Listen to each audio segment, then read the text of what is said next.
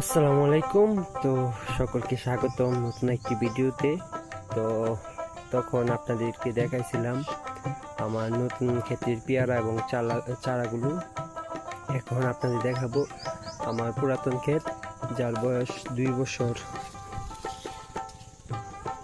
বছর হয়েছে প্রায়। এখন এই ক্ষেত থেকে আজকে পেয়ারা সংরক্ষণ করব এবং কালকে বাজারে বিক্রি করব। তো দেখুন ক্ষেতে পেয়ারাগুলো দেখতে পাচ্ছেন। পেয়ারা কালকে বৃষ্টি হয়েছে, এই কারণে বৃষ্টির পানি আছে ক্ষেত্রে কিছু। দেখেন, এটা হচ্ছে পুরাতন ক্ষেত। গাছের বয়স প্রায় 2 বছরের উপরে, 2.5 বছর। এটাই শেষ, তারপরে আর আসবে না।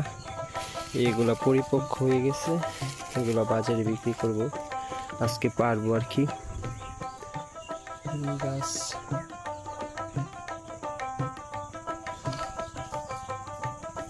দেখুন কত সুন্দর দেখা যায় পেয়ারা ক্ষেত।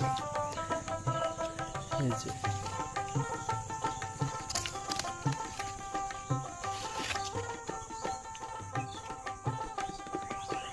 তো ধন্যবাদ সকলকে, সকলে ভালো থাকবেন।